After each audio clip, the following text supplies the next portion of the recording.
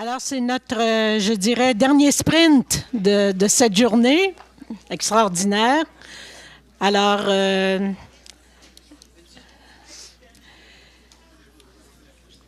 tout d'abord, je voulais souligner la présence ici de personnes qui sont en nomination pour les prix Orange. Alors, ça nous fait plaisir d'accueillir les gens du Pavois. Est-ce que vous êtes ici? Où sont les gens du Pavois? Voilà. Mieux vivre avec ses voix. Il y a aussi M. Alain Bachand, qui est l'auteur du livre ici, L'imposture. Vous étiez un précurseur, cher monsieur, hein? Vous avez écrit ça avant que David parle. Et M. Lucien Landry pour le Comité des orphelins victimes d'abus. Alors, tout à l'heure, nous aurons le plaisir de les entendre et de voir qui va remporter le prix. Pour le prix Citron, ben, on n'a pas cru nécessaire de vous les présenter tout de suite, en tout cas. Ensuite de ça, vous avez à la table de littérature en arrière des bouquins, des livres. Il y a celui de Claude Saint-Onge sur Tous fous, l'influence de l'industrie pharmaceutique. Il y a de M. Monzé, un de ses livres, Dire oui à la vie, ma vie, ma santé, mon autonomie. Il y en a peut-être d'autres aussi. David, tu dis que le dernier livre de David, c'est... Celui-là, il s'appelle Mad Science. Deux collègues américains. Il est là. Voilà. Voilà, mais on va trouver une façon. Les personnes qui seraient intéressées à avoir le livre de David ou d'autres de ses livres, Gorette, vous pourriez donner vos noms à Gorette, puis on trouvera une façon d'en faire venir. Rien n'est impossible en ce siècle de la communication, donc on va en profiter, n'est-ce pas? Et aussi, bon,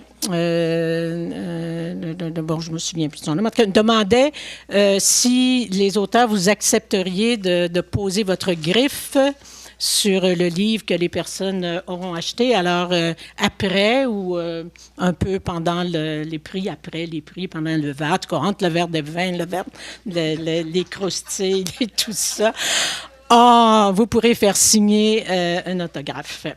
Et je souligne aussi, bien sûr, j'aurais dû le faire avant, mais le guide critique des médicaments de l'âme, qui a été bien sûr un livre phare par la GID, avec bien sûr David et Suzanne Caillou-Cohen.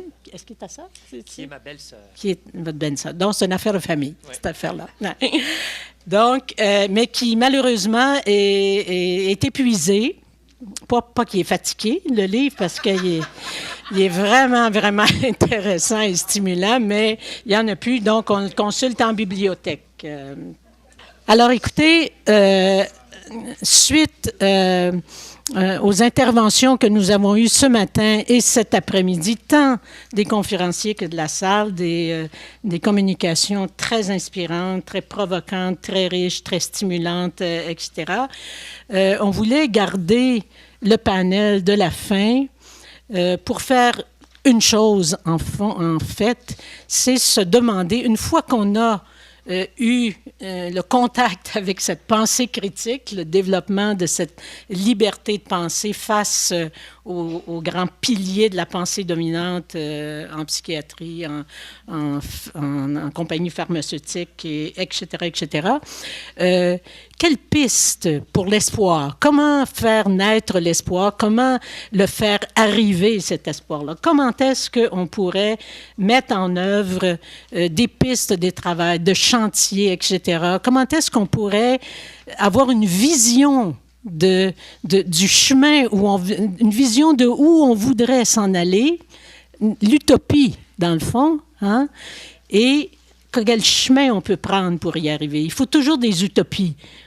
Si les Noirs américains ou ailleurs dans le monde n'avaient pas rêvé à un moment donné d'un monde sans esclaves, Alors, vous savez qu'un monde sans esclaves, ça ne se pensait pas. À une certaine époque, les États-Unis, que ça va tuer l'économie. Même les esclaves pensaient ça.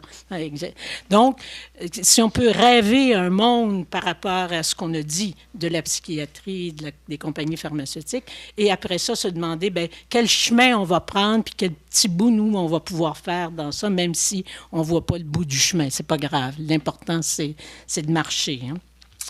Alors, je vous inviterai, d'abord vous, à intervenir en particulier sur les pistes qui vous ont... Mais en même temps, écoutez, là, c'est pas canné, cette affaire-là. S'il y a quelque chose que vous voulez dire, quelque chose que vous aimeriez dire, puis que vous ne l'avez pas dit encore, puis que ça ne rentre pas dans ce que je viens de vous dire, c'est pas grave. C'est pas grave du tout, vous le direz. OK? Et à la toute fin, on demandera à chacun des conférenciers de nous dire une minute, un petit mot, là... sur nous laisser. Et dans les commandes aussi, il y a, suite à ce colloque-là, qu'est-ce que vous aimeriez que la GID fasse ou mette de l'avant, etc., entre autres parmi les pistes de travail. Alors voilà, la table est... Oui, allez. Lucien. Alors, encore une fois, on ne compte pas les interventions au micro. Arrêtez-moi ça. Ouais. La première des choses, je tiens quand même à rendre hommage à la GID pour cette heureuse initiative comme personne qui a participé à ce colloque, qui, à mon avis, nous emmène un ressourcement et ce qu'on appelle aussi à vivre de l'espoir.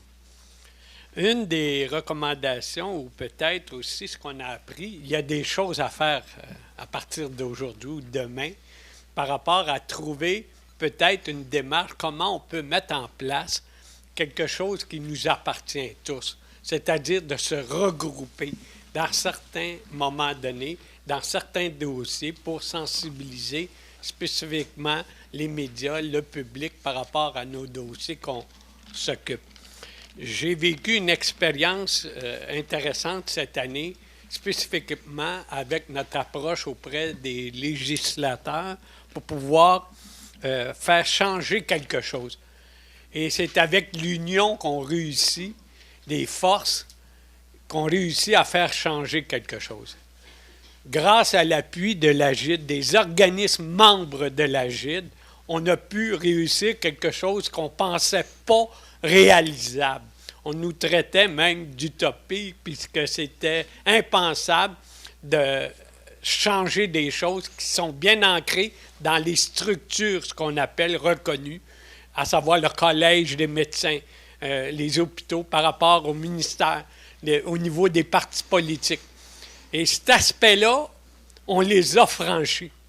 Je parlais ce matin d'une victoire qu'on a obtenue de faire disparaître les faux diagnostics en interdisant les établissements de santé à travers le Québec, les différents, ce qu'on appelle pour nous, les cabinets de médecins, les laboratoires, tous les services paraprofessionnels dans le domaine de la santé qui s'en viennent informatiser et aussi à travers le Québec.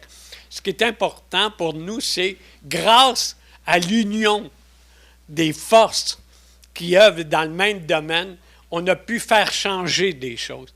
Et je pense, comme suggestion à faire le suivi, c'est de regarder comment on peut apprendre, pas d'une façon continue parce qu'on est préoccupé par rapport à chacun dans nos dossiers spécifiques, mais comment, ensemble, dans des dossiers communs, on puisse s'unir pour faire une bataille. Puis c'est là-dessus qu'il faudrait peut-être, comme je disais tout à l'heure, on sait qu'il y a un sérieux problème avec la puissance des compagnies pharmaceutiques, la connivence avec le Collège des médecins, ça mérite qu'il y ait quelque chose qui se passe.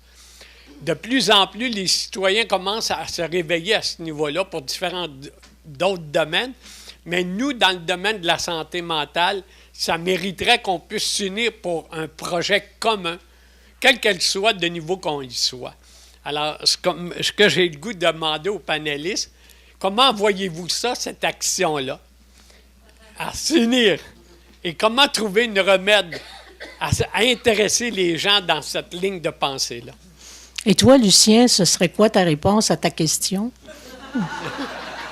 Tu es un aussi bon conférencier que ces messieurs en avant. Non, là, je prétends pas Oui. ça. Mais ce qui est clair, c'est que Non, pour je ne veux nous- pas te piéger, là, mais juste... Oui, mais je pense que c'est de s'unir. On ne peut pas tout faire tout seul. Je pense que pour des gens qui travaillent dans différentes causes, aussi telles que ce soit dans le domaine du logement, dans le domaine des différents aspects de la défense des droits, on a à quelque part entre nous quelque chose qui nous unit. Qu'on puisse se tenir ensemble vers ce domaine-là et par la suite aller. Je regarde une de nos préoccupations qui nous préoccupe à cause de notre vécu historique, le dossier des orphelins, l'Église. La question de la laïcité. Là, ce qu'on a pensé, nous, c'est de s'unir avec des organismes parce que tout seul, on ne sera pas capable de faire changer des choses. Alors, une force vive, c'est de s'unir avec des organismes qui œuvrent à peu près dans le même sens. Puis d'avoir aussi ce qu'on appelle des appuis de personnes ressources reconnues, crédibles. Puis ça, c'est intéressant. Alors, une des solutions, c'est de trouver des points de rassemblement qui nous unissent. Fait. Ce que je retiens, en effet, l'invitation, c'est, peu importe les organismes auxquels on appartient, il y a des batailles qui sont communes. Et celles-là, on doit être capable de les faire ensemble, les identifier puis de les faire ensemble. Peu importe nos appartenances. C'est comme ça que nous, on a réussi, Madame la Présidente, à savoir clairement qu'on a fait changer des choses en s'unissant. Oui, Monsieur Landry. Merci.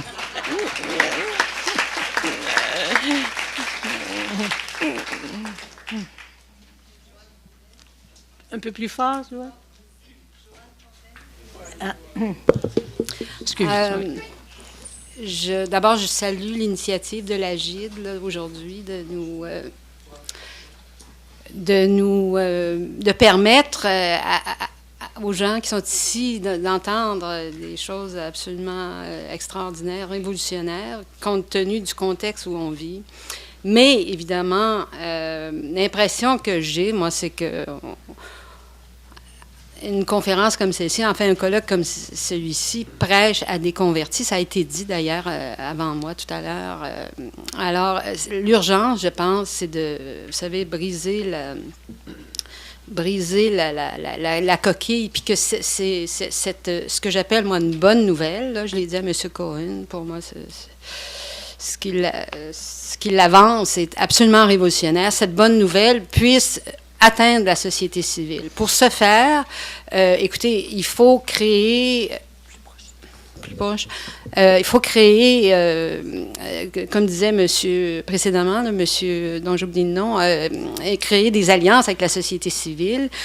Moi, évidemment, à mon niveau, je pense à des groupes de parole dans les arrondissements, dans les quartiers, partout.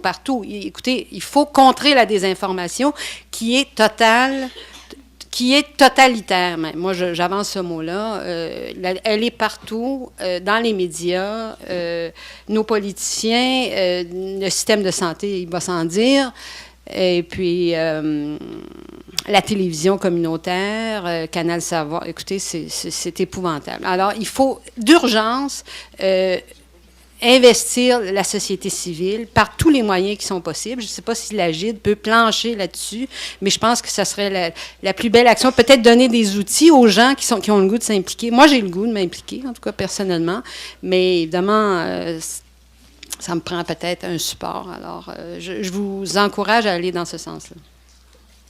Merci. Donc, ça serait un monsieur.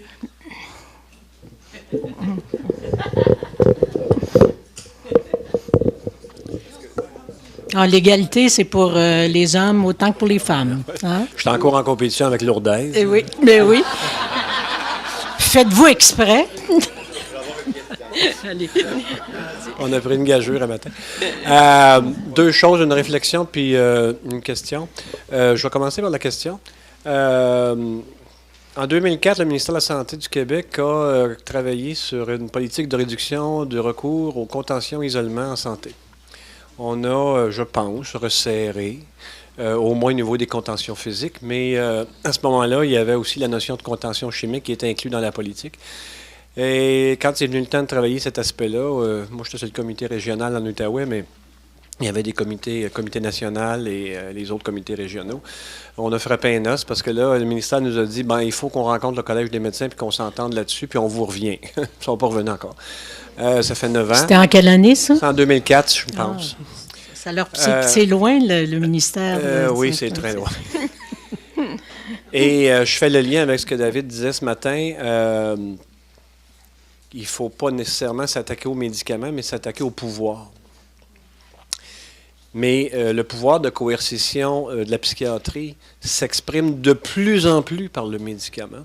Et comme il y a une négation que les pilules puissent être utilisées comme moyen de contention et isolement, ils passent en dessous du radar, ce qui nous empêche de les attaquer formellement, même si on peut le faire informellement. Alors, comment on peut faire pour reconnecter ces deux choses-là qui ne sont pas connectées et sans laquelle, il me semble que ça va rendre notre combat déjà difficile, encore plus ardu. Alors, ça, c'est ma question. Puis je vais faire ma réflexion, puis après ça, je vais aller m'asseoir, puis vous ferez ce que vous voudrez avec la réponse. Une journée comme aujourd'hui, c'est enregistré. Je trouve ça extraordinaire. Moi, là, je pourrais résumer, puis je prendrais des phrases de tout le monde qui a parlé aujourd'hui. Je ferais un clip, je mettrais ça disponible sur Internet, et ça pourrait être assez punché. Et là, moi, j'enverrais mon j'aime, puis on aurait des amis, etc. Bon. Sur n'importe quoi, là. Je connais pas ça, mais mes enfants vont m'expliquer ça, là, un jour. Fait que, et je demanderais aux participants, c'est peut-être déjà fait, là, mais il faudrait pouvoir utiliser ça éternellement sans payer des droits d'auteur, j'imagine. Il y a un mur du son comme à franchir là-dedans, parce que moi, je me rends compte, moi, je parle aux journalistes régulièrement, puis je lui dis un peu ce que j'ai entendu un matin ou ce que j'en savais avant d'arriver ici. Puis, oui, c'est intéressant, c'est terrible, hein?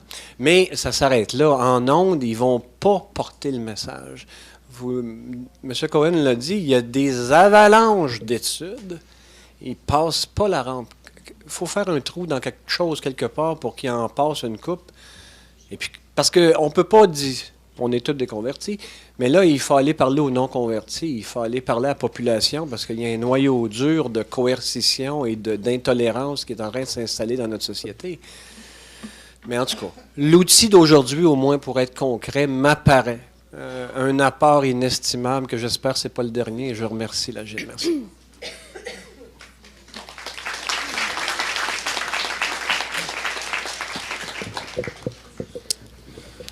Oui, je reviendrai un peu sur les propositions que David a fait ce matin, un petit peu autrement, mais je pense que c'est directement rattaché.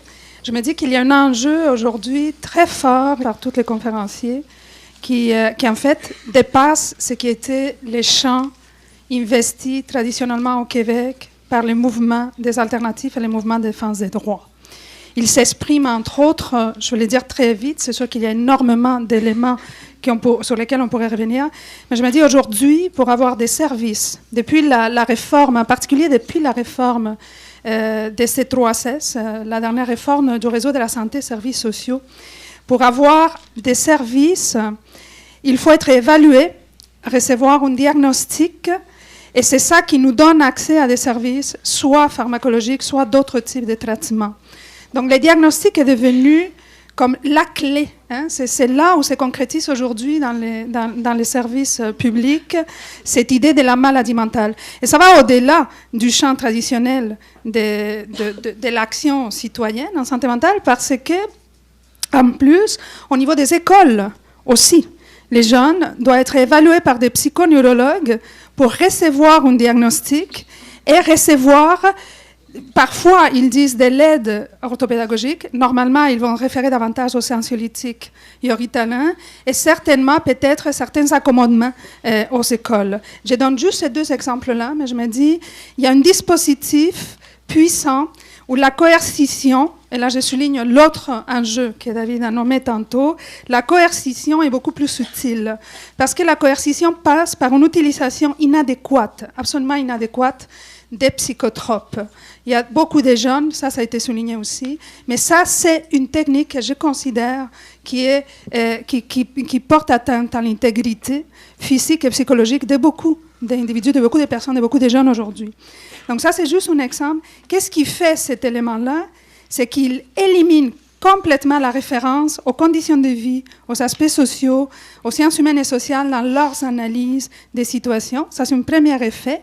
Et je suis étonnée toujours de voir à quel point, autant les mouvements actuels et même les chercheurs et les intellectuels, on dirait qu'il y a beaucoup de critiques, puis en même temps, il n'y en a pas assez de critiques ensemble. Par exemple, quand la politique en santé mentale ou les plans d'action ressort, il y a des interventions fragmentaires, fragmentées. Donc là, je reprends ce qui est en train de se dire, comment faire pour qu'il y ait un mouvement qui dépasse des intérêts particuliers, qui fait en sorte que les groupes de défense des droits vont aller avec des revendications pointues, le règlement d'action alternatif avec des revendications particulières, et les autres mouvements qui bougent actuellement sont chacun en train de défendre soit la participation des usagers, soit les logements, c'est-à-dire des luttes très ponctuelles, mais ne se regroupent pas autour de ces enjeux communs dans les champs de la santé mentale et avec les mouvements, avec d'autres mouvements citoyens qui sont touchés par ces éléments-là. Je termine en disant la production de connaissances et la formation universitaire. Mario Bousquet, on se disait tantôt, on se le répète depuis des années, en tout cas, ça c'est la dernière réforme aussi. Les ASIL sont devenus des instituts universitaires de recherche et de formation. Oui. Au Québec, c'est comme ça que se structure la production des connaissances. Il y a des gens très sympathiques, des chercheurs intéressants qui travaillent à l'intérieur des instituts. Ça n'empêche que, je crois qu'il faut penser une alliance différente pour la production des connaissances. Parce qu'aujourd'hui, quand on retrouve les professionnels, j'enseigne en travail social, je suis fascinée de voir que mes étudiants, quand ils se présentent dans les cours les premiers jours, ils ont besoin de référer au diagnostic pour donner l'impression qu'ils savent quelque chose. Et ça, il faut les déconstruire. Et ça demande qu'on repense à ces alliances-là, mais aussi avec les chercheurs, les intellectuels qui ont une responsabilité. Je termine. Pare-choc, j'étais l'autre jour à la manifestation de Pare-choc. On était 30 dans la rue. Et je me suis dit, pourquoi on est 30 dans la rue? Et moi, j'ai été interpellée comme chercheur. Est-ce que je suis pour l'abolition des électrochocs? C'est très exigeant comme chercheur de trouver la position éthique pour se positionner dans une position abolitionniste. L'intervention que j'ai faite allait dans le sens suivant, que je sois pour ou contre l'abolition, ou que je respecte entièrement la personne qui décide que c'est l'électrochoc qui a fonctionné le mieux pour elle, et donc ça m'empêcherait d'être dans une position purement abolitionniste. Je suis absolument pour que la position abolitionniste trouve une place d'expression dans notre société, soit prise au sérieux et développe des pistes de recherche parce qu'il faut qu'on soit capable d'entendre qu'est-ce qui pourrait, et d'imaginer qu'est-ce qui pourrait être une société où la coercition, les électrochocs ou une certaine utilisation des psychotropes n'est plus nécessaire. Et donc, à partir de simplement l'idée qu'il faut ouvrir les débats et sortir des fausses évidences, je crois qu'on a là un lien absolument incontournable qu'on devrait exploiter dès maintenant.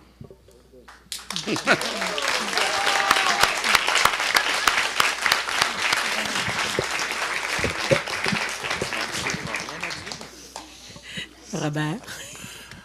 Je vais aller un peu dans le même sens. Tout d'abord, je pense qu'en tout cas, moi, ça fait longtemps que je gravite dans le milieu communautaire en général, dans le milieu de la santé depuis une trentaine d'années. Et rarement, j'ai eu l'occasion d'entendre un discours ou des discours aussi, je dirais, aussi percutants sur le plan critique. Ce qui m'a frappé, c'est entre autres Daniel Cohen ce matin, quand il a commencé en mettant les trois grands auteurs, c'est l'opposition entre une vision qui est que je qualifierais de révolutionnaire et une vision plus réformiste des choses. Pour moi, la question à l'heure actuelle, il y a plein de monde qui sont capables de penser à réformer le système actuel. Il y a peu de gens, par contre, qui sont en mesure de développer un positionnement critique. Et ça, je pense que la GID a mis... c'est pas la première fois que la GID pose des pierres sur un édifice, mais la pierre d'aujourd'hui m'apparaît comme un peu plus grosse que les autres, un peu plus solide que les autres. Et en ce sens-là, je suis au recrutement des ressources alternatives. On a commencé l'année dernière à refaire des liens plus, je dirais, plus formels avec la GID, dans l'espoir qu'il y ait un mouvement alternatif en santé mentale, un véritable mouvement alternatif qui prenne son envol. Dans ce sens-là, je pense qu'on doit se chercher des alliés. Et pour moi, les alliés, comme vieux militants du milieu communautaire, ces alliés-là sont peut-être ailleurs dans le mouvement communautaire. Il y a plein de gens qui militent dans des organisations, dans des groupes de jeunes, dans des organisations pour femmes, dans des organisations qui luttent contre la pauvreté, pour qui la maladie mentale, ça a quelque chose qui va de soi, qui ne remettent pas en question. Pourtant, ils remettent en question plein d'autres aspects de la société dans laquelle on vit, mais par ignorance, par manque de connaissances, les questions qui touchent la santé mentale ou la maladie mentale ne viennent pas les chercher autant. Pour moi, là, il y a un milieu qui pourrait être extrêmement intéressant sur le plan stratégique pour diffuser un positionnement critique sur est-ce que la maladie mentale existe ou non, et sur toute la question de la médication. Parce que les médicaments ne touchent pas juste les médicaments psychotropes. On vit dans une société où l'ensemble des médicaments est en train de nous consommer. On prend des médicaments pour toutes sortes de choses, même quand on n'en a pas besoin. Il y a tout un développement, il y a toute une question critique là à réaffirmer puis à réoutiller. Et moi, je pense que là-dessus, la GID, aussi bien que le regroupement, a son rôle à jouer là-dedans. Et je pense qu'à travers une grande alliance de cette nature-là, peut-être que le mouvement communautaire lui-même va se réapproprier son caractère un peu plus de transformation sociale, son caractère un peu plus révolutionnaire.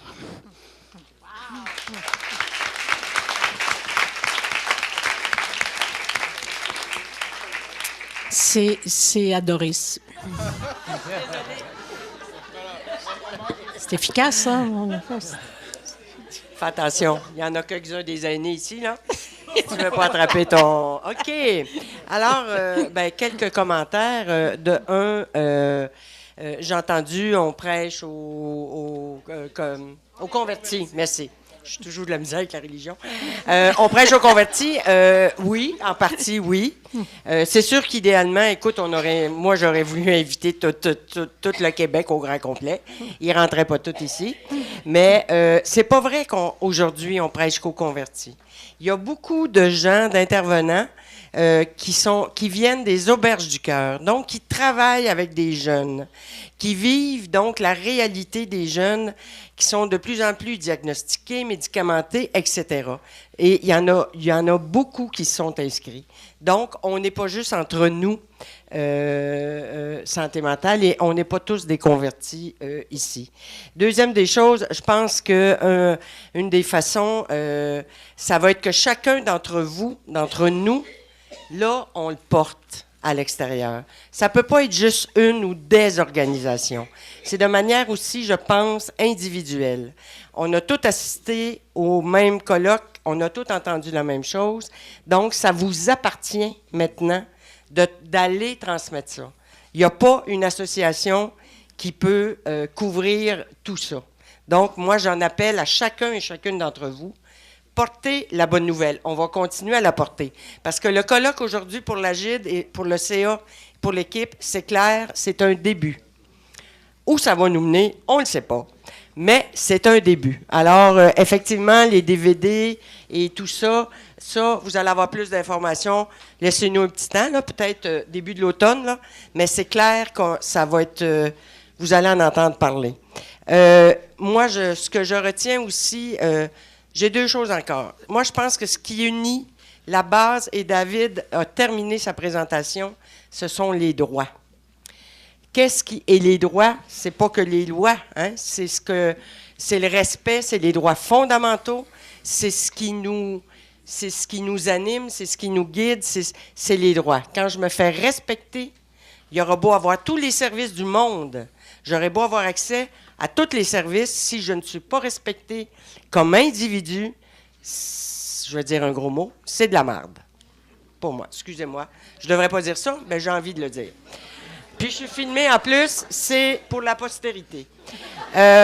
Aussi, un des éléments bien concret pour travailler justement à développer cette vision critique, c'est l'autre côté de la pilule. Là, je sais, j'ai l'air à faire de la pub, mais c'est pas de la pub, c'est une excellente formation. Dixit, M. Jean-Claude Saint-Onge.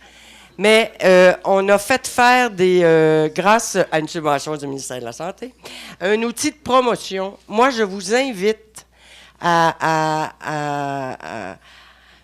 diffuser cette formation-là, parce que tout ce qu'on a entendu aujourd'hui, tous les boulons déboulonnés, tous les mythes par rapport à la maladie mentale, tous les mythes entourant les psychotropes, c'est dans la formation, l'autre côté de la pilule, qui est une formation critique. Alors ça, pour moi, c'est un moyen concret pour justement défaire ça. Et aussi, moi, je pense, et je l'ai toujours dit, ça va venir aussi par les personnes. Les changements qui sont venus, je pense, beaucoup, pas seulement, mais c'est par les personnes. Quand une personne qui a été psychiatrisée et qu'elle apprend qu'elle a des droits et qu'elle est une personne, ça change toute la perspective et c'est beaucoup grâce aux personnes que les choses y vont changer, à mon point de vue. Merci.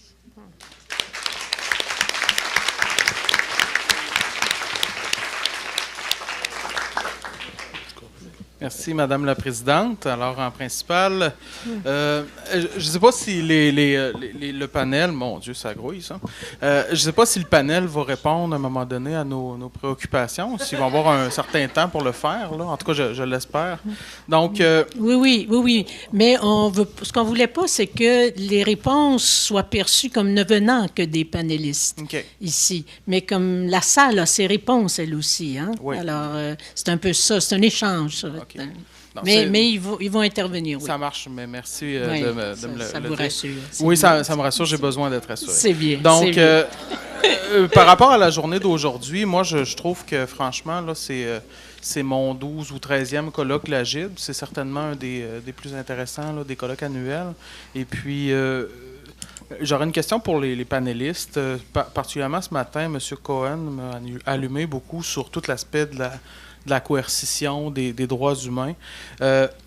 Parce qu'à quelque part, les groupes communautaires en défense de droits, les ressources alternatives aussi, ultimement, là, mais on est financé. Hein? Donc, on est en quelque sorte dans un système, même si on y est à l'extérieur, puisqu'on le critique, puis on défend les gens on aide les gens à défendre leurs droits qui ont des problèmes avec ce système-là. Donc, j'aimerais savoir comment est-ce qu'on peut lutter contre la coercition pour les droits humains des personnes utilisatrices, selon vous, tout en étant à l'intérieur de ce système-là.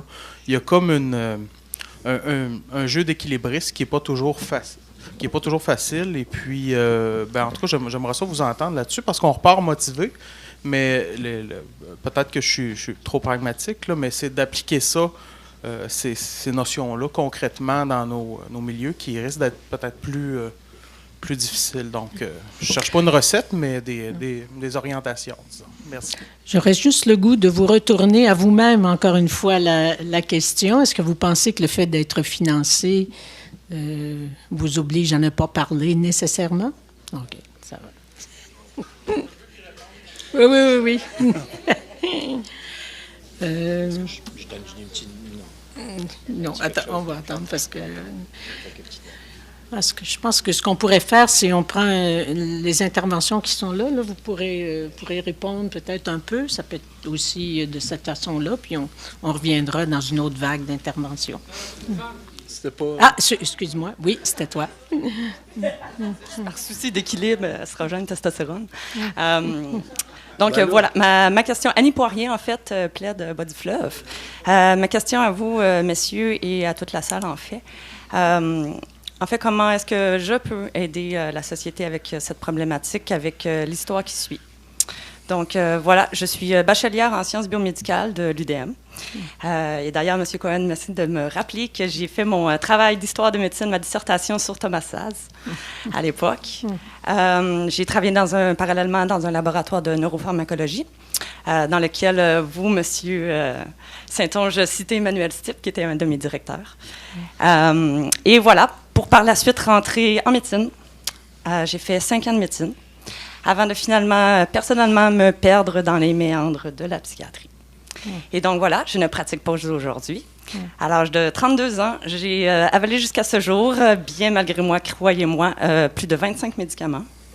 Et donc, j'avais déjà une opinion assez critique par rapport à tout ça. Maintenant, j'en ai une pratique, théorique et pratique. Et donc, voilà, j'essaie depuis un bon moment de me retrouver un emploi, ce qui semble assez difficile dans les circonstances. Peu de gens semblent m'accorder de crédibilité. Et voilà, j'aimerais savoir si des gens ont des idées pour moi. Suite à ce que vous avez dit, Mme Provencher, l'autre côté de la pilule est quelque chose de très intéressant, d'ailleurs. Alors, voilà, la question est ouverte. Merci. Merci pour cette interpellation. Oui, Richard Miron de l'Endroit de Laval, on m'a demandé d'être un petit peu moins passionné, de réprimer mes passions. Mais voyons donc, qui vous a demandé ça? Non, je ne veux pas la viser. Nous sommes pour la passion. Allez, Okay. allez. Non. Mais je voulais revenir sur un élément qui avait été amené un matin. C'était le parallèle avec la question de la lutte contre l'esclavage. Moi, j'aime beaucoup ce parallèle-là parce que, en tout cas, je ne sais pas si vous connaissez le leader sud-africain Steve Biko, qui était le leader du mouvement de la conscience noire. Pour lui, il disait que le pouvoir, il tirait sa force du fait que les opprimés lui donnaient du crédit. Ça, c'est... en tout cas, je l'ai mal dit, là, mais en tout cas, c'est à peu près l'idée. Moi, je pense qu'il faut s'inspirer du mouvement de libération des Noirs pour libérer les gens qui ont... les psychiatrisés. Puis c'est dans cette voie-là qu'il faut regarder. Comment qu'eux autres, ils sont organisés, comment ils sont institutionnels, ils ont créé leurs propres institutions, puis tout ça. Moi, je pense qu'il y a une source d'inspiration. Puis pour nous, concrètement, qu'est-ce qu'on doit faire dans nos organismes? C'est de créer des bases militantes. C'est d'avoir plus de gens, puis tout ça. Une activité comme aujourd'hui, là, je veux féliciter la GID. C'est une grande victoire, ce colloque-là. Moi, ça me consolide pour mieux mobiliser mes membres, puis tout ça, pour les amener à créer ce mouvement de libération-là. Puis je pense que j'invite tout le monde à... Parce que c'est qui détient la... Par qui qu'elle va passer la libération? C'est pas par nous autres, les intervenants ou les employés. Ça va être par les gens qui la vivent, cette oppression-là.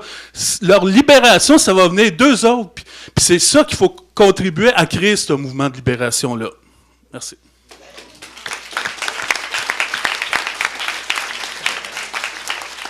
Bon, alors, je vais demander aux panélistes de réagir un peu, puis on va prendre une deuxième vague parce qu'on a encore un bon 20 minutes, là, alors ça pourrait être intéressant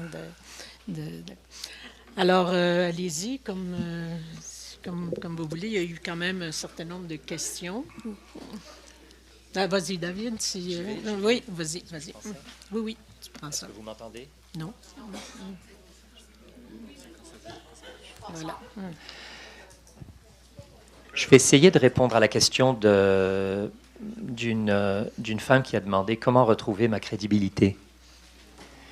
Et en fait, c'est un peu malheureux ma réponse, mais je vais essayer quand même de donner de l'espoir. C'est cette question que justement, si vous cassez une jambe, vous boitez pendant un moment, mais ensuite vous rétablissez, vous marchez dans la rue, il n'y a personne qui va vous demander, qui va se renseigner. Vous êtes-vous cassé une jambe déjà? Et même si vous dites que je me suis cassé une jambe, on va quand même dire que vous pouvez marcher. Mais quand on vous colle le diagnostic de maladie mentale, quoi que vous fassiez après, il est très difficile de le détacher de votre personne. Et c'est dans ce sens-là aussi que c'est complètement différent d'un diagnostic de maladie physique. Et c'est une tragédie. C'est pour ça qu'il faut voir quels sont ces dessous stratégiques, c'est-à-dire à quoi sert-il ce diagnostic finalement? Qu'est-ce qu'il sert à faire? Je n'ai pas nécessairement un élément de réponse, mais c'est pour vous dire que votre lutte, elle est grande, elle est forte, vous avez du travail devant vous. Mais ce n'est pas seulement votre travail, c'est comme peut-être disait Joël Monzé, vous avez votre handicap, si vous voulez maintenant, ce n'est pas votre handicap à vous, il est causé par le milieu qui a ces idées-là, qui rejoint ce que beaucoup de gens disent, il faut sensibiliser les médias et tout. Donc c'est un travail de grande haleine pour tout le monde, qui va vous aider à vous à trouver votre chemin de droit. Donc c'est un petit commentaire. La question aussi, quelqu'un a demandé comment aller pratiquement vers la non-coercition. Qu'est-ce qu'on fait pratiquement? Bon, pratiquement, il faut d'abord l'éliminer de ses propres pratiques à soi. Il faut pouvoir examiner ce que l'on fait dans le quotidien qui pourrait être coercitif ou perçu comme coercitif par la personne et échanger avec elle pour checker, vérifier qu'est-ce qui se passe. Donc c'est comme une sorte de voir où sont les microbes autour de nous pour bien nettoyer. Donc c'est bien d'aspecter nos propres pratiques. Deuxièmement, c'est de changer notre langage, changer notre vocabulaire à nous. Et à mon avis, par exemple, on se demande toujours comment commencer. Bon, l'exemple que je donnais à plusieurs personnes, comme ça dans le couloir, c'était encore une fois cet exemple de Gandhi ou cet exemple de Martin Luther King. Un seul individu arrive à changer un pays tout entier. Comment il change ce pays tout entier? En changeant son comportement. C'est-à-dire qu'il conçoit qu'il évolue dans un système. Et il fait partie d'un système. Il assume la responsabilité d'être dans ce système et il change son comportement. Et il force de manière non violente les autres éléments du système à changer leur comportement. Qu'est-ce qui les convainc en général à eux de changer leur comportement? C'est l'absolue sincérité de la personne qui change son propre comportement. Ça, c'est un début. Je ne dis pas que c'est la seule façon, mais c'est comme ça qu'ils ont commencé. Gandhi, il a commencé à arrêter de manger ou arrêter de porter certaines toiles tissées par certaines personnes. C'est tout. C'est tout ce qu'il a fait. Mais il l'a fait radicalement, sans compromis. Il a changé tout le pays et l'Inde est devenue indépendante. Alors on peut se demander, mais il faisait face à un problème encore plus grand que notre problème. Martin Luther King, la même chose. Il ne s'est pas demandé qui est-ce qu'il allait bousculer, quelles sont les personnes qui dépendent de leurs préjugés, qui vont être très tristes parce que je vais faire ce que je vais faire. Il a simplement dit, j'ai besoin de faire ce que je dois faire. Encore une fois, il faut se demander comment pouvons-nous nous-mêmes contribuer à cet objectif quel qu'il soit. Pas nécessairement de dire comment atteindre l'objectif, mais comment puis-je contribuer moi? Quelles sont mes capacités, quelles sont mes skills, quelles sont mes forces pour contribuer? Parce qu'il ne nous est pas donné nécessairement de voir la fin, d'atteindre l'objectif. Mais on ne peut pas se désister de la tâche, de l'œuvre. Alors, je ne sais pas. Donc, ça, c'est une chose. Ensuite, je ne suis pas stratège nécessairement, mais je me dis qu'il faut à la fois une union, oui, l'AGID, les ressources alternatives. J'ai toujours pensé depuis une vingtaine d'années que je ne comprenais pas pourquoi ils étaient séparés d'abord. Mais ça me dit, ça doublerait les budgets, ça ferait beaucoup de choses de s'unir comme ça, numéro un. Mais il faut aussi une multiplication. Il faut une division aussi. Il faut une multiplication des langages, des vocabulaires, des pratiques, des choix, justement des choix. Il faut que les gens aient plus de choix. Je suis contre la pensée unique, je suis contre les systèmes de diagnostic unique. Au contraire, pour moi, il ne faut pas de langage commun. Il faut énormément de langage. Imaginez que si on parlait seulement une langue sur la planète, l'anglais ou quoi que ce soit, ça serait triste. Donc il faut plusieurs langages de la folie, plusieurs connaissances indigènes de la folie. C'est ça qu'il ne nous faut, pas une langue.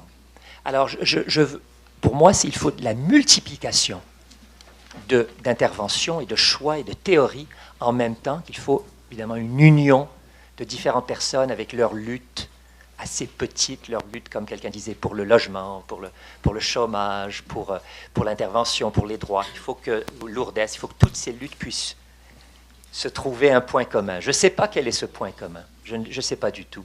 Mais c'est ça le boulot à faire dans cette salle. Moi, j'aurais envie d'ajouter... C'est comment votre prénom? Ou Annie? Je me sers en fait de l'exemple que vous avez parlé tout à l'heure, mais il y a eu d'autres témoignages tout à l'heure pour lesquels j'aurais pu dire exactement la même chose. Moi, dans les difficultés que je rencontre chez les gens, j'essaie de regarder c'est quoi leur part de génie. Et dans chaque difficulté, il y a une part de génie qui ne s'est pas encore exprimée. Comment est-ce qu'on peut l'aider à s'exprimer? Et quand j'entends votre background, je me dis, hey, sautez dans la mêlée. On a besoin de gens qui font des ponts entre les connaissances à l'université et l'intervention sur le terrain. Avec le background que vous avez en médecine, en sciences biomédicales et peut-être votre histoire personnelle, quelle richesse pour la société que d'avoir des personnes qui, comme vous, pourraient transmettre ce genre de choses. Il y a des éditeurs qui seraient certainement très intéressés par ce que vous pourriez transmettre. Et je pense que les gens de terrain ont aussi besoin qu'on vulgarise la connaissance pour savoir comment discuter avec un médecin, comment discuter avec un psychiatre, comment discuter avec quelqu'un qui est dans un ministère. Et plus on va avoir de la connaissance, plus on sera solide. Bon, il y a une phrase qui m'est toujours restée dans la tête, ça fait longtemps que je l'ai entendue, mais c'est devenu un de mes leitmotifs. La connaissance protège et l'ignorance nous fragilise. C'est parce qu'on ne connaît pas nos droits qu'on est fragile. C'est parce qu'on ne sait pas quelles sont les ressources autour de nous qu'on est fragilisé ou vulnérabilisé. Et d'où l'importance d'organismes comme l'AGID et d'autres pour pouvoir justement transmettre l'information. Mais en bout de ligne, de toute façon, ce sera quand même à la personne de faire son bout de chemin, parce qu'on ne pourra pas le faire à sa place. Et certains patients, en tout cas moi j'en vois de temps en temps, oser s'affirmer ou oser faire le pas, ils ne sont pas encore prêts et c'est correct. Ils ont le droit d'avoir leur rythme. Mais en même temps, je reviens à ce que je disais tout à l'heure, on a tous une part de génie. Moi, quand j'entends le nombre d'enfants que je vois qui défilent dans mon bureau avec souvent des inquiétudes de la part de leur famille ou surtout des écoles, moi j'adore ça, ces enfants qui sont pleins de vie. Comment canaliser leur vitalité, comment canaliser leur part de génie pour qu'ils deviennent créatifs. Donc si on voyait les difficultés des gens comme une part de génie, peut-être qu'on serait moins pris par le carcan dans lequel on essaie parfois de nous mettre. Et quand je vois dans ma propre vie certaines portes, comment elles se sont fermées à des bons moments, oui, ça fait mal à certains moments. Ça a fait, j'ai failli dire un sacre, mais en même temps, ça m'a ouvert d'autres choses. Si je n'avais pas eu certaines portes qui s'étaient refermées, ben aujourd'hui, je serais probablement un psychanalyste et plutôt que de faire bouger, jouer avec des ballons, avec des cerceaux, avec des trampolines, les enfants dans mon bureau et de faire de l'intervention familiale, je serais un psychanalyste et la personne serait couchée. Je serais à l'ordinateur en train d'écrire ce qu'il me raconte. Donc, des situations qui ont été vraiment plates dans plus tôt, dans mon adolescence, ont fait en sorte que j'ai choisi un chemin différent. Mais il est riche, alors le vôtre l'est peut-être tout autant. Peut-être plus.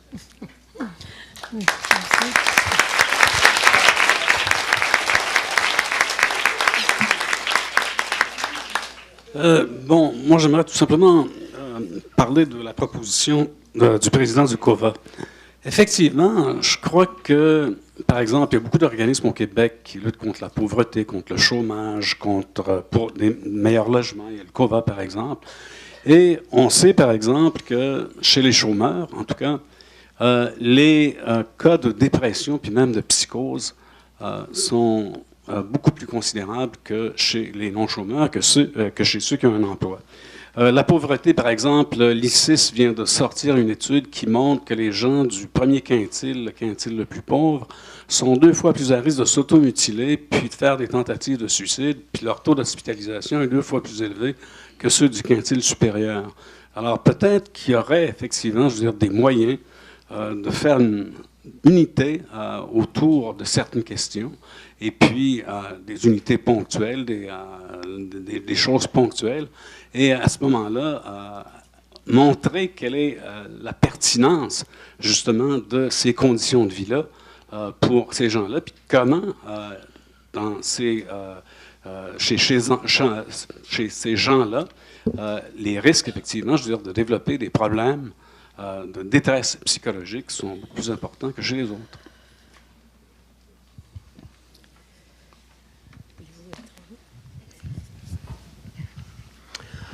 Bien, comme vous avez pu le remarquer, j'ai parlé à partir de mon expérience personnelle ce matin.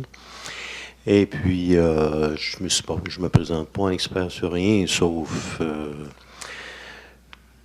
à travers mon parcours, évidemment. Et puis, il y a certaines personnes qui ont parlé, entre autres, qui ont soulevé la question de l'information du côté de la pilule. Bien, ça fait plusieurs années que je la donne, puis c'est venu aussi une volonté, quelque part, de faire quelque chose.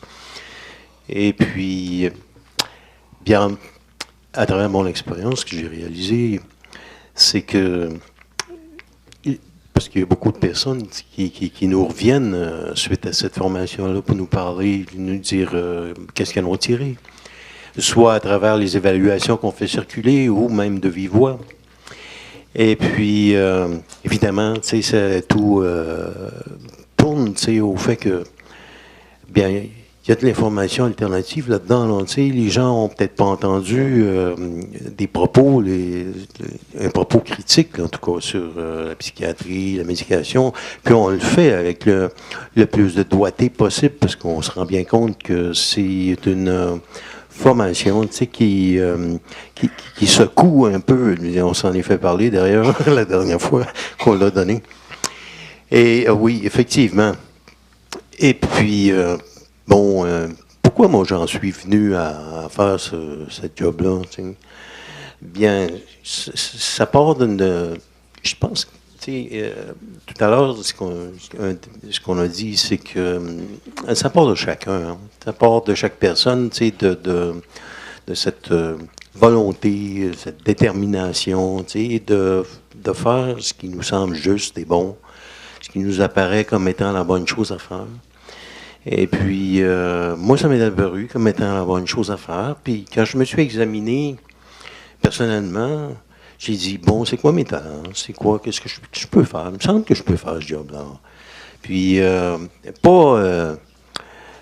sais, j'ai mentionné qu'à l'origine, bon, je suis travailleur de la construction, puis souvent, on fait des blagues avec ça à l'époque où est-ce que j'étais à la GID, tu sais, parce que je disais, moi, les relations humaines, j'en ai rien à foutre. J'ai dit, c'est pas mon bague. J'ai dit, quand un 2x4, il ne rentre pas, si je sors la masse. Mais tout ça, ça m'a... Mais tout ça, cette dynamique-là, dans laquelle je me suis impliqué, ça m'a apporté aussi à moi, là, dans mon parcours. Là. Ça m'a permis d'avancer, d'acquérir des expertises qui me sont utiles ou qui m'ont enrichi, qui ont fait de moi, à mon sens, une personne un peu plus bien augmentée, je pourrais dire. Là. Quoi qu'il en soit,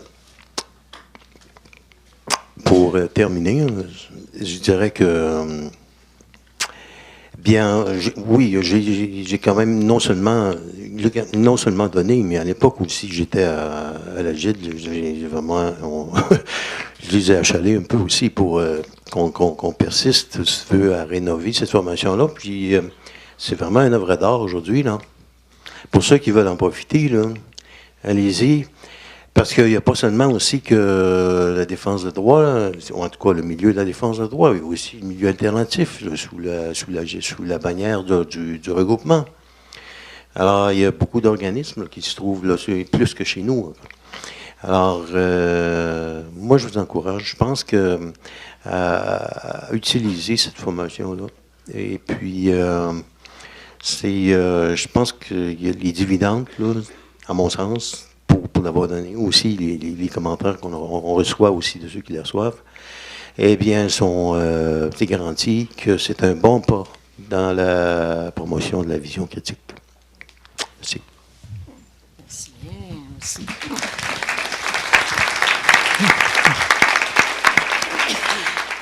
Alors, on prendrait les dernières interventions avant de terminer cette partie-ci. Alors, oui, hein, on est d'accord? Okay. Oui, c'est pas plutôt la femme? Non, la dernière qui a parlé, c'était un homme. On a convenu que ce serait toi, là. Bon, d'accord. Alors, Claude Gingras, de l'Endroit de Laval, aussi de la Maison Normand Béthune, qui a diffusé un petit document où on a des livres en santé mentale, entre autres une sélection à vendre. Ça a été une bonne journée. Je ne répéterai pas ce qui a été dit là-dessus. Ordinairement, avec Cohen, c'est bon. Je pense qu'il nous a manqué. Je suis d'accord avec les points de vue radicaux de David Cohen. Je pense aussi, avec une intervenante qui a fait cette intervention-là, qu'on est peut-être entre convertis ou entre personnes sensibilisées aux questions qui ont été apportées. Effectivement, la GID a une bonne formation. De l'autre côté de la pétule, quand j'étais coordonnateur de l'Endroit de Laval, on l'a donné régulièrement, cette formation-là, qui coûte cher, mais qu'on payait. Mais on la payait parce qu'on trouvait que c'était bien important, quitte à trouver les moyens de payer moins de coordonnateurs. Mais le regroupement aussi de la gamme, il y a plein de bons documents de ces deux organismes-là. Mais il me semble qu'il nous manque quelque chose. Ça, peut-être qu'il y en a qui vont dire que je radote, que je l'ai déjà dit. Je le redis. Il nous manque, à mon sens, un instrument, un journal tabloïd qui sortirait 3-4 fois par année, que les membres eux-mêmes pourraient diffuser et dire, regardez, vous dites que je suis fou, voilà, j'ai un document qui dit que ça n'existe pas, la folie, que c'est un mythe. Un document qui agiterait, qui nous permettrait aux gens eux-mêmes d'agiter dans leur milieu régulièrement, tous les 3 mois, tous les 4 mois, sur ce qu'on a réfléchi aujourd'hui. Parce qu'on le sait, on en sait des choses aujourd'hui. Au fond, M. Cohen nous a rappelé ce qu'il nous a dit déjà il y a plusieurs années, avec beaucoup plus de précision peut-être, mais c'est des choses qu'on a déjà entendues ou qu'on a déjà discutées dans nos organisations, mais on n'a pas d'instrument pour répercuter ça largement. Alors, quand quelqu'un dit que les schizophrènes, ça tue du monde, on n'a pas rapidement un journal qui parle de ça. C'est sûr qu'on peut faire un communiqué, puis peut-être que la presse va en parler dans la dernière page ou dans la 25e page. Mais ça nous prendra, à mon sens, un instrument large. Peut-être pas un instrument au CIPEC et le Journal de Montréal, mais 16 pages, 8 pages, quelque chose qui permet à une personne qui a un diagnostic, puis qui se défend pour dire « Non, je suis une personne humaine », d'aller le dire aux autres. Il me semble que ça nous prendrait quelque chose comme ça. En tout cas, c'est ma proposition. Merci, Claude.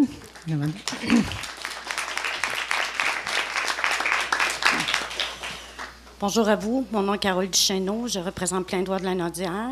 Je suis aussi à la GID, je suis aussi au Tournesol et je suis aussi déléguée régionale, un comité noyau pour le cadre de partenariat. Je vous félicite, les panélistes. C'est très, très intéressant, vos propos d'aujourd'hui et tout ça. Ce que j'entends de vous, M. Carnan, ce que vous avez dit ce matin, puis ce que vous avez répété encore, c'est de trouver une solution, comment faire en restant aussi intégré, parce qu'on est intégré au système de santé, on n'a pas le choix, le financement et tout. C'est comment faire au travers ça, de faire différemment puis autrement pour se faire avoir l'esprit critique sans avoir l'allure de toujours dans le combat. D'emmener nos suggestions, d'emmener nos façons de faire de façon diplomate ou quoi que ce soit, c'est dur pareil, mais je vous dirais que l'AGID a été quand même avant-gardiste en 2006 en ayant proposé le cadre de partenariat au ministère qui mettait en valeur la participation citoyenne puis l'appropriation du pouvoir des personnes utilisatrices. Je vous dirais, depuis 7 ans, pour moi, dans ma région, puis je suis sûre pour que les régions qui sont déjà adhérées au cadre de partenariat, il y a un travail immense, un travail fou qui se fait sur les terrains pour justement changer les choses, puis emmener les gens du réseau de la santé à avoir une meilleure compréhension, puis avoir la parole des gens. C'est sûr qu'il y a une entente qui s'est faite, puis que c'est avec le ministère, puis qu'on manque de financement, on manque d'encouragement, on manque un peu de tout. Mais on persiste énormément. Mais quand on parle de participation citoyenne, ça part de nous. On parle au nous. On travaille très fort pour avoir nos gens et tout ça aussi. Ça part, tu sais, je veux dire, l'initiative de nous, il faut qu'elle soit présente aussi. Puis c'est pas toujours évident de garder notre monde dans un contexte où on manque de financement ou tout ça. Mais je vous dirais, il y a quand même un mouvement qui s'est installé depuis 2006, puis que l'AGID a ouvert les portes. Puis c'est de maintenir ça, puis c'est surtout de se mettre ensemble pour aider à ce que ça grandisse, ça, puis que ça reste en place. Pour moi, c'est déjà une piste de solution, de maintenir le cadre de partenariat, puis de le soutenir pour qu'il puisse avancer, puis garder une ouverture au changement, au moins de ce sens-là, puis sans négliger l'autre aussi, parce que je pense que plusieurs solutions vont faire en sorte qu'il y a quelque chose qui va aboutir. Fait que c'est ça, je voulais savoir à propos, qu'est-ce que vous en pensez de la participation citoyenne via le cadre de partenariat? Merci.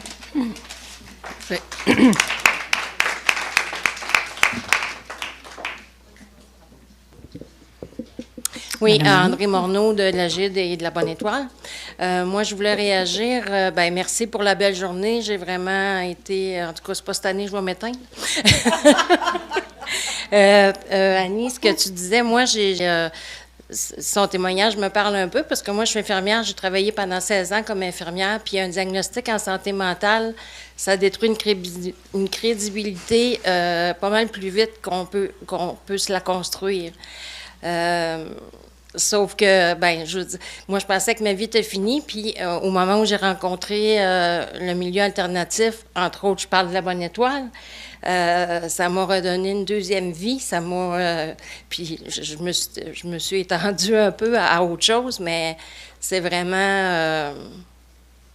en tout cas, pour moi, c'est vraiment une expérience, c'est vraiment une seconde vie que j'ai retrouvée qui est peut-être même mieux que celle-là que j'avais avant.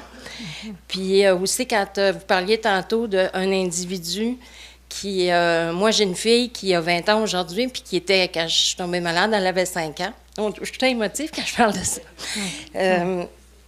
Ma fille, elle fréquente la Bonne Étoile, elle n'est pas membre, là, elle n'a pas de problème de santé mentale, en tout cas pas encore. Mais elle fréquente la Bonne Étoile depuis qu'elle a 9 ans, puis Marie-Ève, elle côtoie les gens tous les jours, puis quand je parle de la contamination, c'est la meilleure au niveau des préjugés, elle a 20 ans, là, puis elle sait où elle s'en va, puis quand les gens arrivent avec des préjugés ou des... puis moi, ses amis, tout ça chez nous, ça a tout le temps été ouvert, puis ils savent qu'est-ce que j'ai vécu. Puis mon conjoint a un diagnostic de schizophrénie aussi, puis on a du fun chez nous, ça n'a pas d'allure, là. Mais c'est ça, je voulais juste amener ce côté-là. En tout cas, je suis émotive quand j'en parle parce que c'est plein de belles affaires. Merci.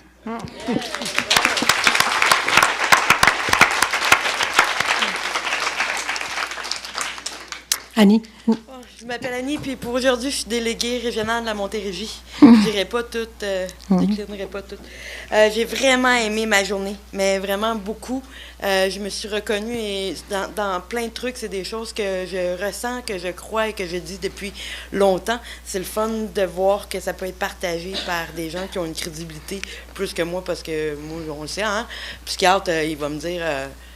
T'as un diplôme, ça vaut rien. Tes amis qui ont tes diplômes peuvent pas t'évaluer. Tout le monde est dans le champ, mais moi, j'ai raison. Hein? Fait que c'est le fun de voir qu'il y a d'autres mondes qui ont raison aussi.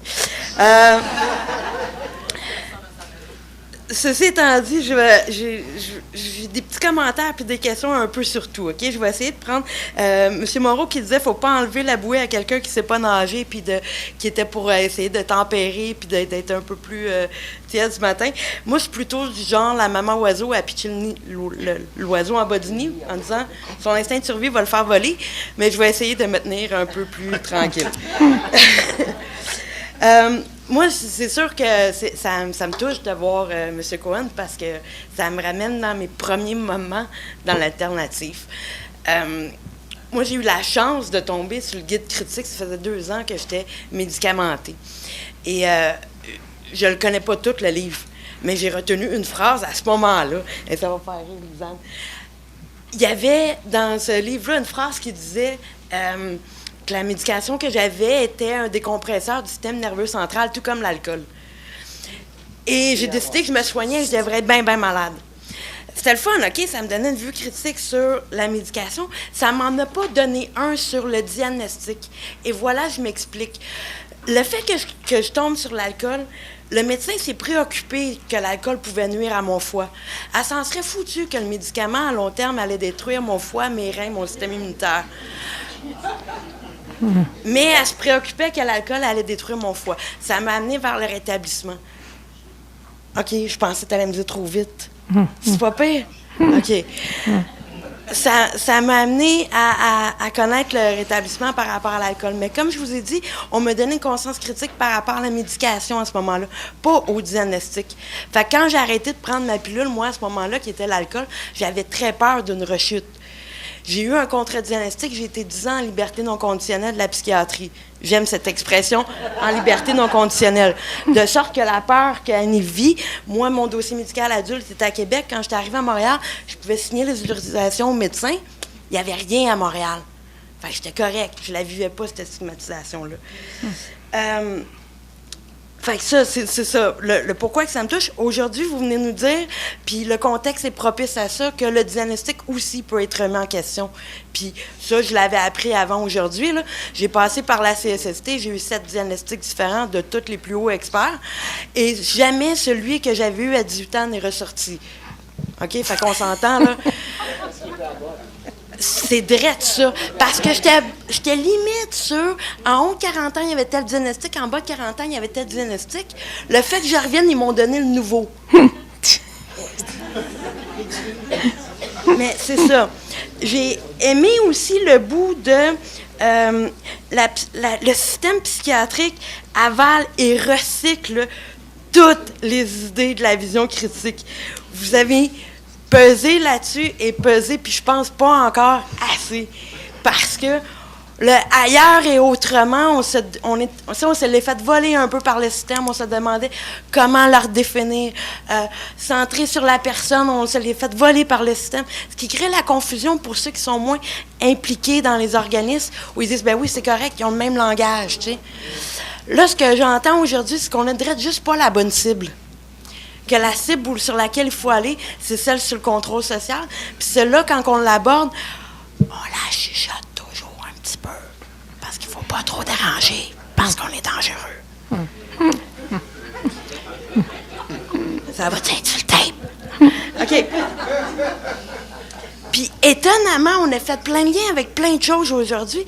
Puis moi, j'ai eu un travail de réflexion qui m'a amené à relire, il y a 2 semaines, les rapports là, 1962, Arnois, Politique 89.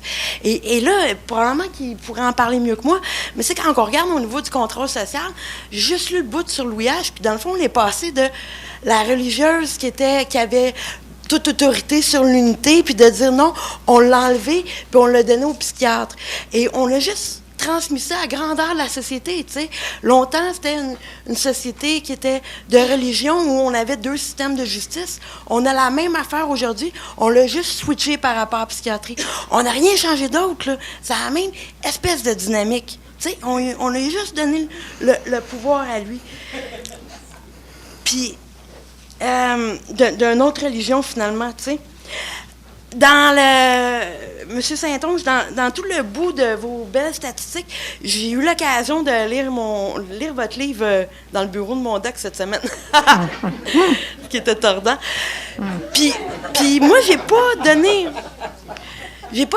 autant d'emphase sur toutes les statistiques, qui pour moi est un langage de données probantes, puis qui fit avec ce que le système va entendre. Moi, ce que j'ai aimé, c'est quand vous disiez que tout le biomédical venait des nazis, de l'Allemagne, ça avait le lien entre le biomédical puis la psychiatrie s'était fait à ce moment-là. Puis pour moi, ça a fait du sens longtemps, parce que quand je me suis retrouvée à retourner en psychiatrie après un accident de travail, je m'inspirais des récits de ceux qui avaient passé à travers les camps nazis pour survivre la période que j'étais sous ordonnance de traitement déguisée par la CSST, là. Parce que si j'arrêtais le programme, il me coupait mes indemnités. Fait que pour réussir à passer à travers cette période-là, je m'inspirais du raisonnement des survivants des camps nazis, tu sais. Puis, fait que pour moi, ça a fait super du sens quand j'ai lu ça dans le livre, j'ai accroché. Il y avait quoi d'autre que je voulais sortir? Attends, il y en avait plein. Il faudrait un autre colloque, Annie, je pense.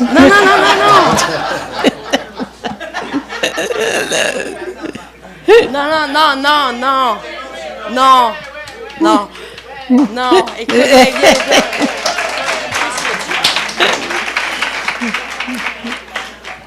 je vais juste le porter. Oui, on en pitch beaucoup sur les personnes. Moi, j'ai un autre défaut, j'ai une formation en éducation spécialisée. Fait que moi, souvent, j'ai un complexe minuit, tu sais. Est-ce que je dois montrer mon côté d'une personne qui est atteinte ou ma personne intervenante? Créer les ponts, ce que vous parliez par rapport à madame, je le fais régulièrement dans ma région. On peut-tu traduire? Tu sais, la gamme, on peut-tu traduire? La RIS, on peut-tu traduire? Je vais le faire régulièrement parce que j'ai les deux langages. Puis je trouve que c'est nécessaire autant pour les deux côtés. Elle amenait le cœur de partenariat, puis ça me rappelait Yann Lebossé, qui disait, pour qu'il y ait une participation citoyenne, ça prend deux choses. Ça prend la personne et ça prend l'environnement. La personne peut être prête, mais ça ne l'empêchera pas. Et là, je te relance la balle, Doris, qu'il y a un travail qu'il faut qu'il soit fait au niveau politique. Pour que, quand la personne est prête, il y ait aussi un environnement. Et concrètement, là, voici la situation. Dans mon environnement, j'ai une grande gueule, on le sait, là. Le monde connaît mes valeurs, puis Fait que donc, j'ai une amie qui vient me voir, puis qui me dit, « Annie, j'ai un foutu problème. Mon fils, qui a 9 ans, qu'on sait pourquoi il est anxieux et qui correspond au tableau que vous avez fait, elle me dit, mon fils qui a 9 ans, qu'on sait c'est quoi la cause de son trauma, qu'il y a un traitement, qu'il y a tout ça, besoin d'aide, là. Sa grand-mère, elle a une étiquette. C'est sûr que si on l'amène dans le réseau, il est tagué, il est médicamenté. Elle veut pas y faire vivre ça. Elle va où? Je ne l'ai pas, la réponse. C'est la réponse que je vous pitch. Parce qu'on a cherché où elle peut aller. Puis c'est clair, là, quand Camille dit, j'ai raison. Si tu l'en vas dans le réseau, surtout que sa grand-mère a un diagnostic, ils font l'historique, gars, il est tagué, il est médicamenté, il est foutu, là. Puis c'est une cause d'environnement, tu sais. Donc, où est la solution là-dessus? J'ai répondu à Doris. Donc, la réflexion que je faisais... Je ferme là-dessus. OK, Annie? Oui, je te le ferme. L'espoir que je veux transmettre, c'est qu'ils m'ont apporté, c'est que moi, je vous disais, je l'ai vu comme... Je me suis mis en situation d'un camp nazi, puis de comment je peux survivre à travers ça en tirant de leur expérience. Et là, aujourd'hui, on est en train de dire comment qu'on peut avancer comme la libération des Noirs. Et ça, tu vois, il va falloir que je poursuive ma réflexion, parce que de ce côté-là, je le voyais pas, je le voyais encore juste comment tolérer le système devant lequel je me sentais impuissante. Fait que je vais pouvoir poursuivre ma réflexion. Merci.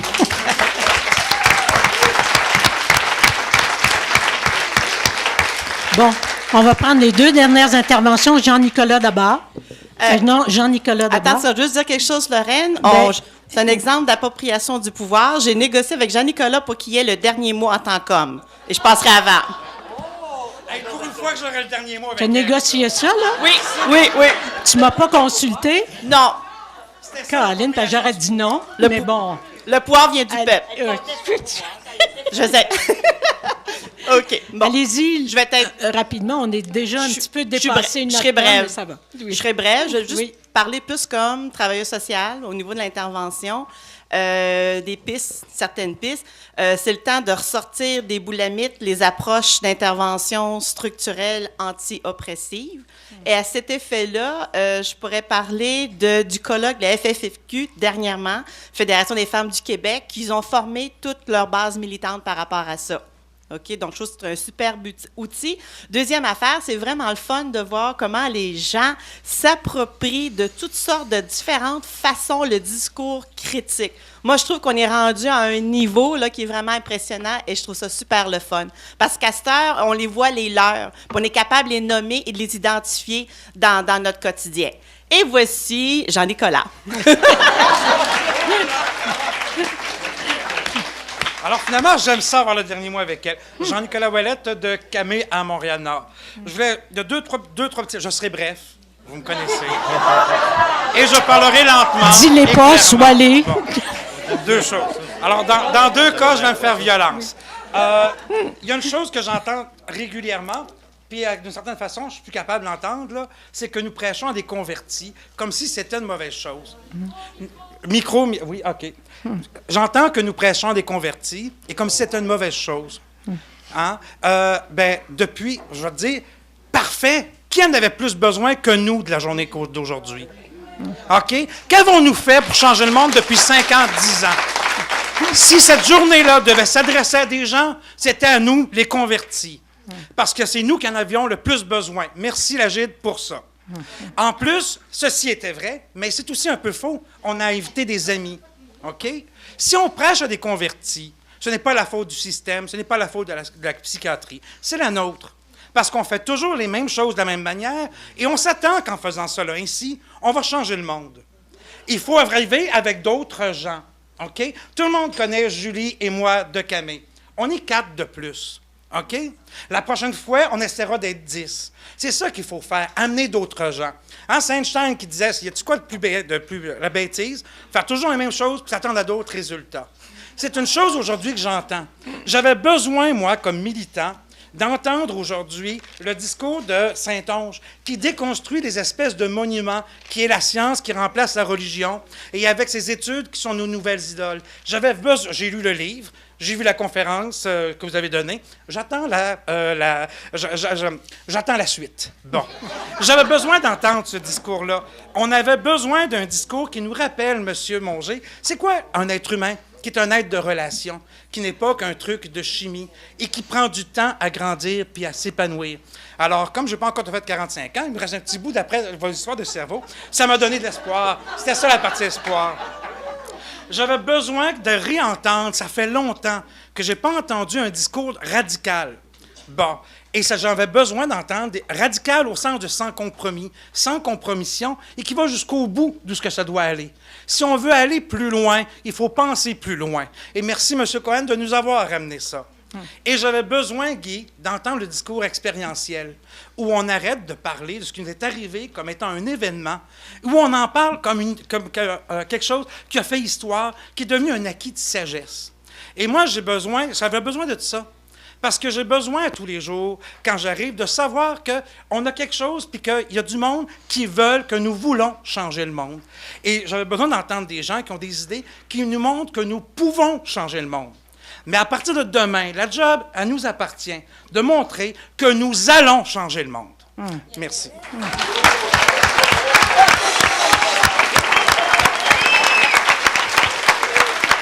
Voulez-vous intervenir? Voulez-vous encore intervenir? 30 secondes? OK. Alors, on termine avec un petit mot pour les conférenciers qui le veulent. Et ensuite, on va passer à la deuxième partie de cette grande journée. Alors, qui veut commencer? Une minute et demie.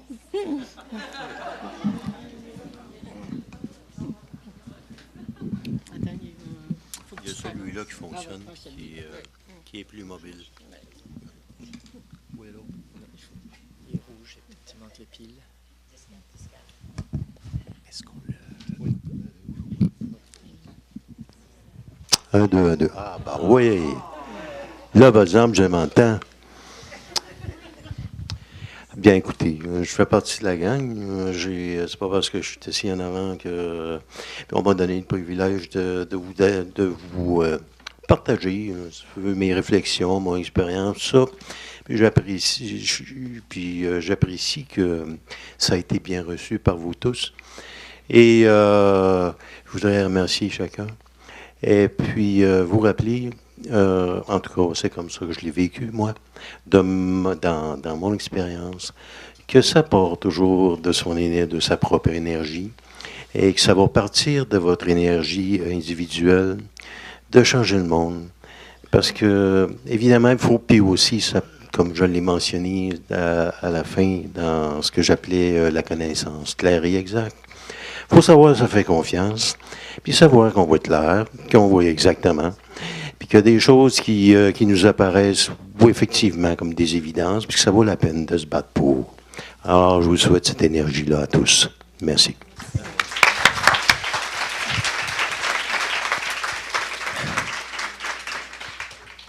Lorraine se demandait juste avant le panel, c'est quoi le but de la vision? Vers quoi se diriger? C'est ici. Regardez, moi je suis impressionné par l'éloquence, la fluidité, la sagesse de ces récits que j'entends, personne après personne. La libération, elle est ici, elle se voit, ce dialogue, cette persuasion, elle est ici maintenant. Merci beaucoup.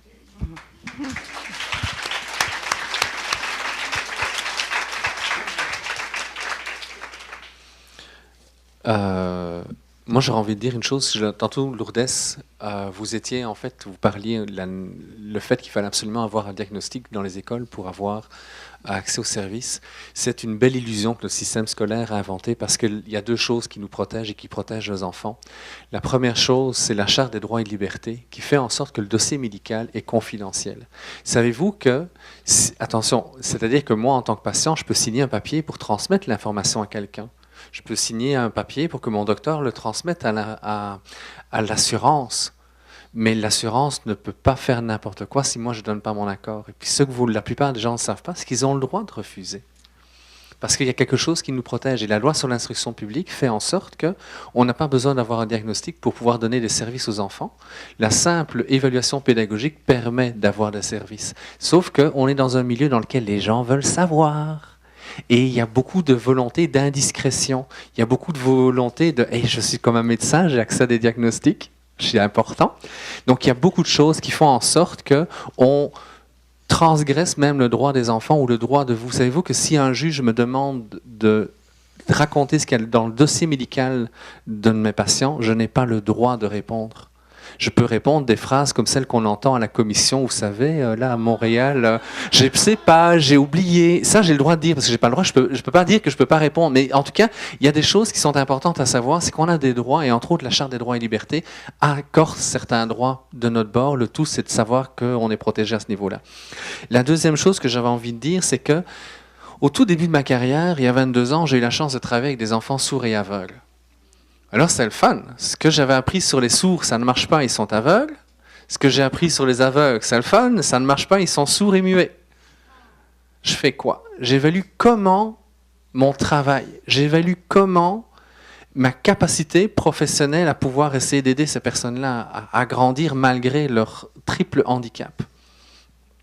Et en fait, un de mes collègues m'a dit, Joël, si tu t'attends au résultat, tu vas faire un burn-out à Noël. Tu ne tiendras pas 4 mois. Et c'est vraiment une phrase qui, pour moi, m'est toujours restée. Et puis tout à l'heure, Dr. Cohen, vous parliez de Gandhi, vous parliez de Martin Luther King. Je ne pense pas que ces deux hommes ont imaginé ce que leur prise de position allait permettre de transformer dans notre société au niveau mondial. Et je crois que si on s'attache trop aux résultats immédiats, on se perd et on se décourage. Il faut avoir l'humilité de se détacher du résultat puis offrir le meilleur de nous-mêmes là où on est, quelles que soient les choses qui sont, qui se présentent. Puis le plus possible se regrouper aussi pour ne pas être tout seul. Parce que quand on est plusieurs et qu'on voit que les autres ont différentes problématiques qui ressemblent aux nôtres, qu'ils ont trouvé des solutions, ben peut-être que certaines de leurs solutions peuvent être utiles pour moi. D'où l'importance de parler, d'où l'importance de faire de l'interprofessionnalisme ou des choses pareilles. Et la dernière chose que j'aurais envie de dire par rapport au développement de la personne, c'est qu'environ 80% de nos interventions sont des interventions universelles. On peut être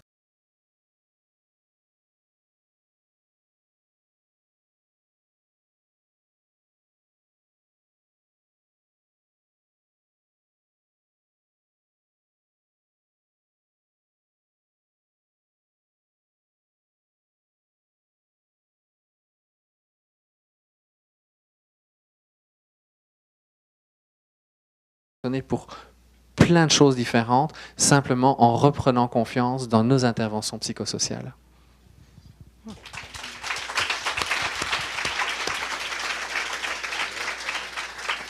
Alors, tout comme David, moi, j'ai été effectivement très impressionné par les témoignages que j'ai entendus aujourd'hui. Je n'ai pas grand-chose à ajouter par rapport à votre intervention, à l'intervention que le monsieur de Montréal-Nord a fait, j'oublie le nom.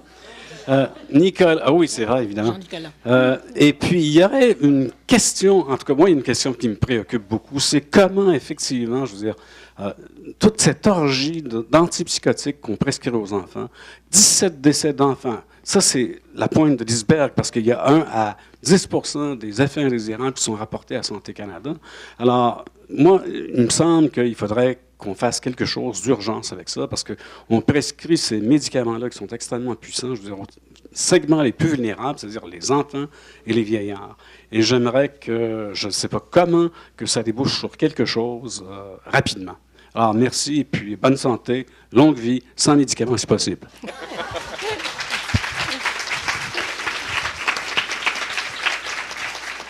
Merci. Alors, nous allons terminer cette journée. Il n'y a pas de conclusion à faire. Je pense, encore une fois, Jean-Nicolas fait une excellente synthèse, entre guillemets. Ça a été une journée coup de cœur, hein, je pense, pour bien du monde.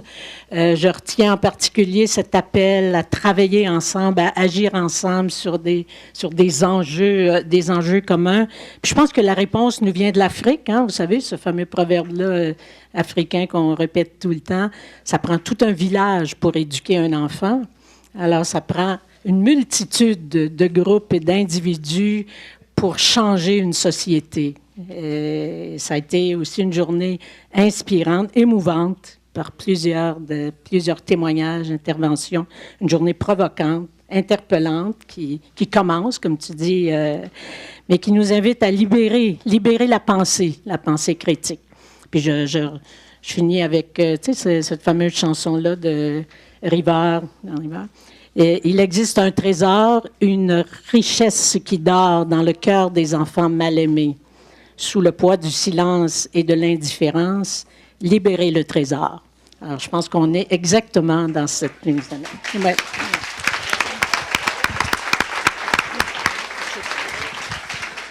Alors, on va demander à Monsieur Stéphane Durand-Lot. Où est Monsieur Durand-Lot? Stéphane, viens si tu veux, de clôturer, qui est le vice-président de l'AGID et qui va clôturer la journée, et ensuite qui va nous inviter au prix, à la passation pour les prix Orange et Citron. Bravo.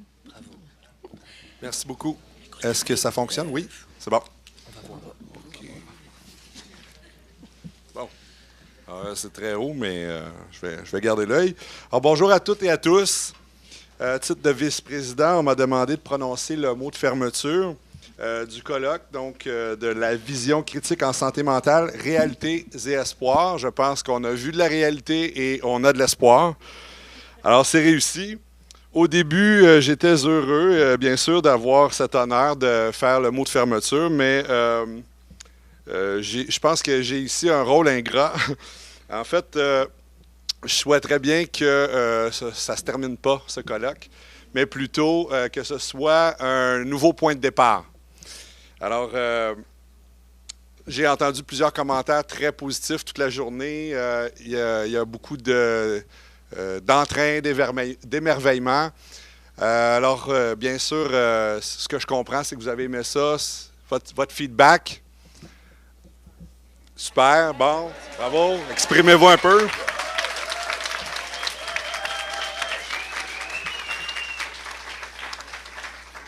Alors, bien sûr, quand on donne le mot de la fin, on a des remerciements à faire. C'est une tâche très agréable. Du fond du cœur, de toute l'équipe, merci à M. David Cohen pour avoir partagé avec tant de générosité son savoir et ses analyses. Également, merci à M. Jean-Claude Saint-Onge de nous avoir si bien détaillé comment on fabrique une épidémie de diagnostic et aussi pour nous avoir éclairé sur de nombreux abus de l'industrie pharmaceutique. Merci à M. Joël Monzé pour cette incursion dans un univers spécial des neurosciences, fait avec humanisme et rigueur. Merci. C'est très rafraîchissant. J'avais eu l'occasion de vous voir déjà une fois et j'ai encore appris aujourd'hui et c'est très percutant et très intéressant ce que vous nous présentez. Monsieur Cohen, Monsieur Saint-Onge, Monsieur Monzé, surtout, continuez à questionner, à expliquer, à vous indigner, à nous révolter dans une certaine mesure.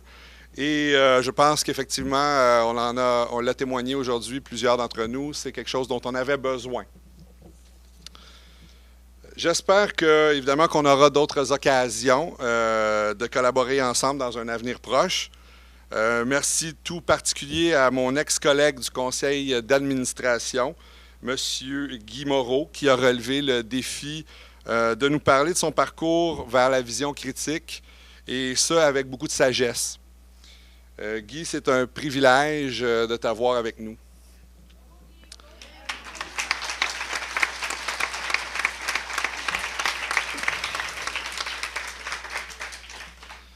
Également, merci à Louise Latulippe de la Direction de la santé mentale du ministère de la Santé et des Services sociaux. Bien sûr, merci aux membres de l'équipe de travail de l'association de la GID. C'était fantastique, autant donc l'équipe et le conseil d'administration, ainsi qu'à toutes celles et ceux qui se sont impliqués dans l'organisation de cette journée. Ici, je tiens aussi à mentionner les membres du personnel du Centre Saint-Pierre, particulièrement Bruno. Bruno, je ne l'ai pas vu à l'œuvre moi-même. C'est souvent comme ça, les gens qui travaillent le mieux et le plus, des fois, on ne les voit pas à l'œuvre. Ça se fait avec discrétion et efficacité. Mais en tout cas, je sais que c'est de source sûre là, qu'il a fait un très bon travail et je devais le souligner. Ensuite, merci encore un beau merci à Mme Lorraine Gay pour avoir animé avec brio notre colloque.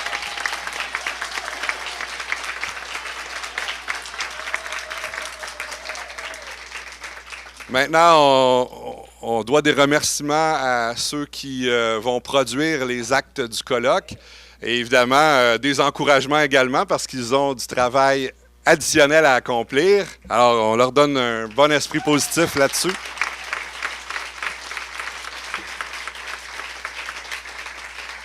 Il s'agit de M. Jean-Marc E. Roy et M. Laurent Roy, ainsi que M. Olivier René.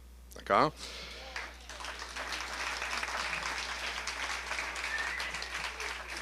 Évidemment, en terminant, on ne peut pas passer à côté de remercier tous les participants venus en si grand nombre avec autant d'enthousiasme. Une belle participation, j'ai trouvé ça fantastique.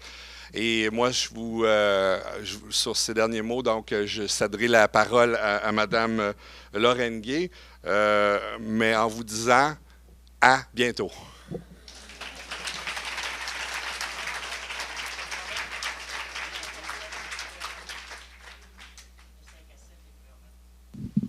Oui, c'est ça.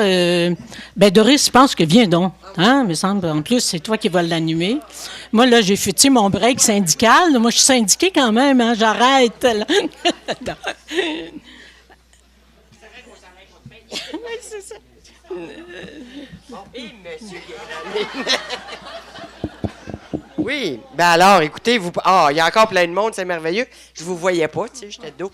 Alors, vous restez, bien sûr. On a un 5 à 7 et on a la remise, la 18e remise des prix Orange Citron.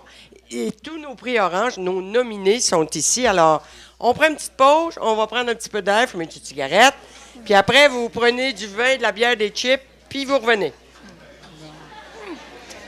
Very nice. Ah, merci. Ben, bravo, bravo. Merveilleux.